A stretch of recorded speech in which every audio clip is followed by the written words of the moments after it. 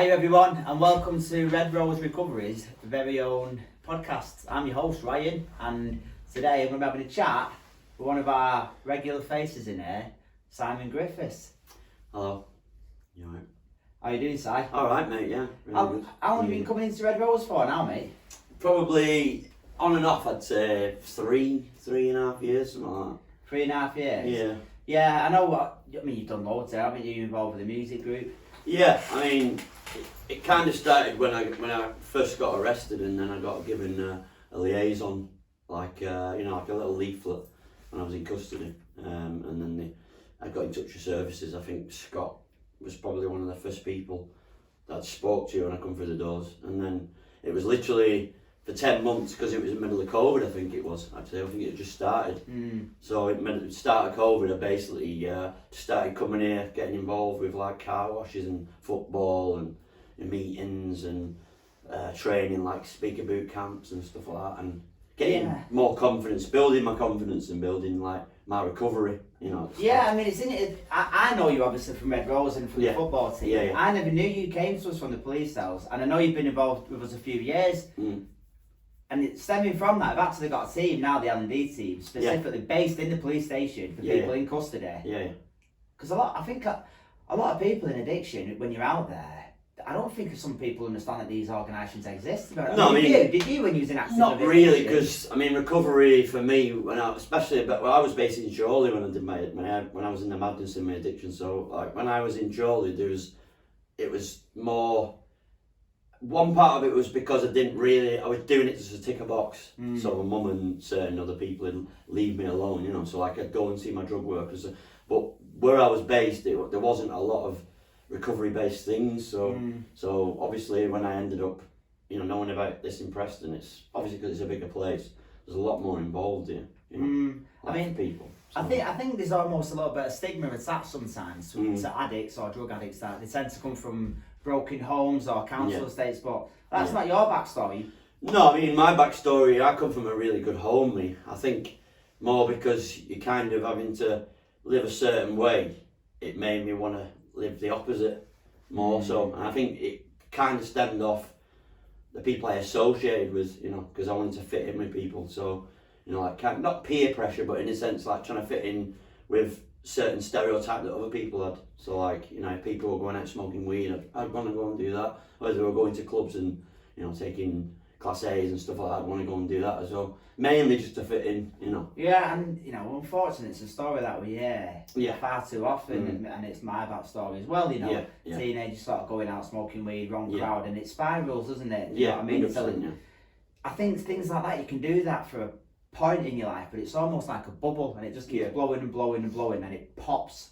Well, that's what I mean, because it's like, I think from a young age, when you get into that routine of being around people that are kind of unsavoury characters, you don't really, when you're that age, you don't really think about it, and especially when I got to my early 20s, I still didn't realise the people I was associating with weren't good for me, No, definitely not, and I think sometimes recovery is, we'll get a lot of this with people. I've gone into recovery because they've gone into like a recovery home style thing, and it's very much along the lines of, well, essentially all you've done there is moved house. It's just bricks and mortar. That's not recovery. Like, what does recovery mean to you? Is it an internal job? Is it a change of friends? Is it a change of recovery is a couple of things. I mean, jail was my main turning point for recovery. I mean, as I stated to begin with, when I first started coming to Red Rose, again, it was more self-centered way of thinking, because I wanted to do it purposely to get a lesser sentence.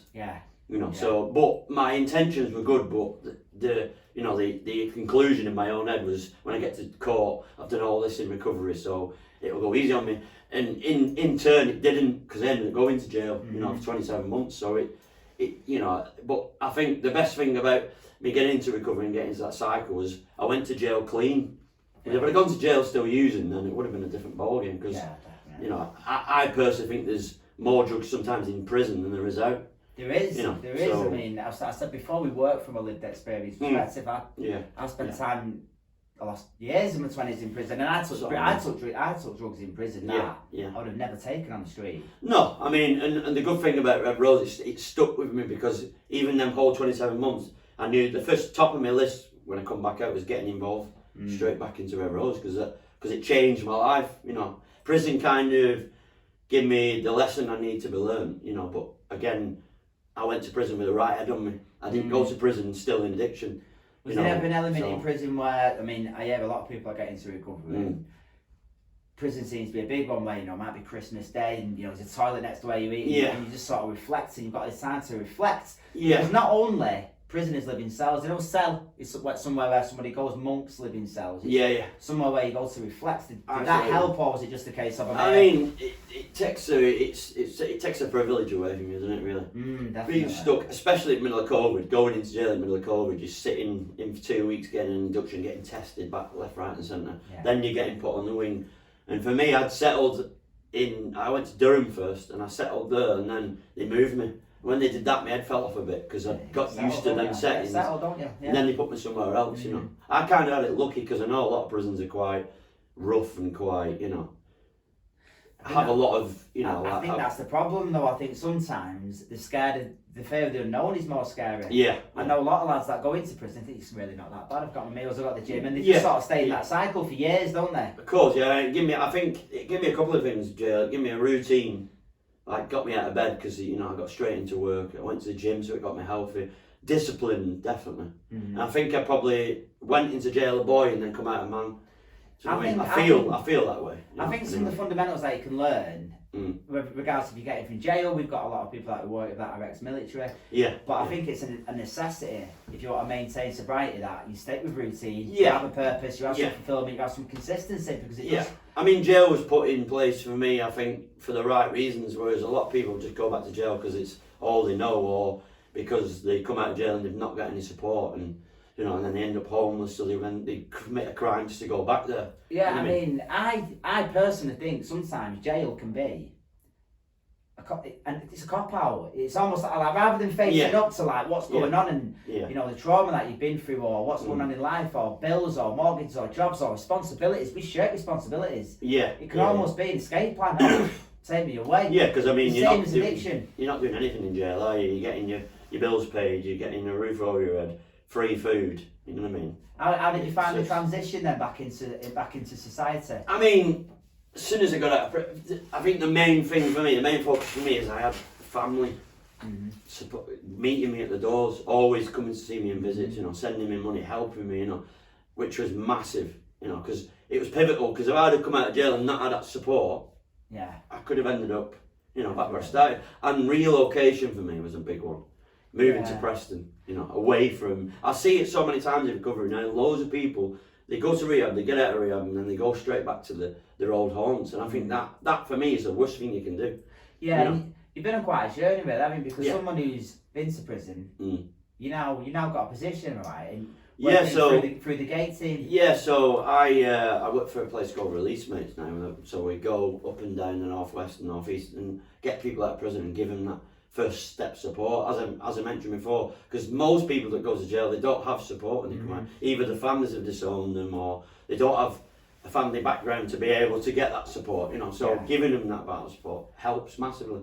And we refer them to Red Rose because they've got more leeway in the sense of, you know, like giving them extra support like accommodation and putting them in touch with different services and stuff like that. I mean, no man's an island. We all sort of need that support. And I massively did. Red Rose helped me massively. I had treatment, different organisations. I think that's my own devices. I'll still. Yeah, I mean, I can't say that I'd be clean if it weren't for Red Rose because, you know, because I came to him very vulnerable, you know, like, and still really didn't know where I wanted to be in my life. You know? I mean, again, it's only my opinion, but I think staying clean, all these organisations can, you know, it's the old saying, you can lead a horse to water. You can get the support, exactly that. So, you know, don't be ashamed to like take, like, you know, you've got a passion for that. It's a personal thing, but you get involved in everything. You know, you're part of the band, you're part of the football, you get involved at the loaf, you've took men's group on numerous occasions. You know what I mean? And now it's giving back, isn't it? Yeah, I love coming here. It's like a second home for me, really, coming to Red Rose now. You know? I've had a few times where I pushed away from it, I think just to focus on college and certain things going on in my life and stuff. But I'm never going to be perfect, and you know, I won't admit that I'm perfect because I'm not. you know, there are areas in my life that I still try and improve on. Yeah. You know, I mean, a big one for me when I got out of prison was relationships and you know, like, like constantly relapsing on relationships, you know, and because you change, I've mentioned it, I think we've discussed it before, you change one addiction for another, whether it's buying clothes, eating loads of food, meeting loads of women, you know. Definitely, it's feeding that addict, feeding that addict, it wants something, you know what I mean, gambling. Yeah, and if it's a positive addiction, and that's a good thing. If it's an addiction where you like helping people, you know, or you like being in the community and reaching out to people that are where you were at one point. I mean, that's a massive thing for me. Using that where you're reaching back out into the community. Yeah. So a lad now, or female, anybody, maybe still stuck in addiction or being released from prison who wants to change their life. Have you got any advice you'd like to share with them? Basically, like I said, relocate, find, you know, get yourself into support accommodation, you know, reach out to Red Rose. Liaise with Red Rose, you know, like come here, come through the doors, get a one-to-one support worker, get, you know, access to different things that you wouldn't have normally done. Go to meetings, you know, AA meetings, NA, whatever your poison is, go to a meeting, connect with people, you know, build a better network of people that are going to actually help you and lift you up, you know. Yeah, like, because a lot of my friends, I don't speak to them anymore because they're still in the madness. Not friends, they're just all associates down with that. You know. I think it's one day at a time as well, you know. Yeah, brilliant. Coming out and expecting to get, you know, be clean overnight, it's not going to happen. It's a long, pivotal journey that you've got to go on to get to the stage of where you are, and then you can start building your life. It is, you know, I think sometimes we don't become outcome focused, because I know I'm like that. When I get into recovery, I forget this, can't forget that job. Yeah. The gift is to live in the present. That's why it's called the present. And enjoying the process. And I know for me, enjoying the day, the other stuff really does just start to take care of itself. Yeah, I mean, you know what I mean. For me, it's the rewards that you get from it. You know, I mean, I do things now in my life that there's no way I'd have done in the past. You know, especially I wouldn't have been able to wash my own clothes, you know, like my mum supported me through a lot I felt like I was a teenager again, my mum tidying my house and all that stuff. So it's when you get to I found you can't love something in your life without loving yourself first, you know. So now I feel like I wake up every day, I'm clean, one day at a time. Even now, quite far in, I still wake up every day and think, you know what, today I'm clean, tomorrow's another day, yesterday I can't change. So I mean, I don't try and I simplify my recovery now, and that helps me massively as well. I love that side. Yeah. Well, listen, mate. Thank you for your time. Thanks for coming up and brilliant. Sharing your experience with us. No, I appreciate it. I'm grateful to anytime, mate. And anyone else who's out there who can identify or feels like they're struggling, pop in and see us. Anytime you want, Monday to Friday. Our web details will be on the site. It's www.RedRoseRecovery.org.uk. Come and get involved, have a chat, and we'll be more than happy to help. I look forward to meeting you. Right, guys, have a nice day and stay safe.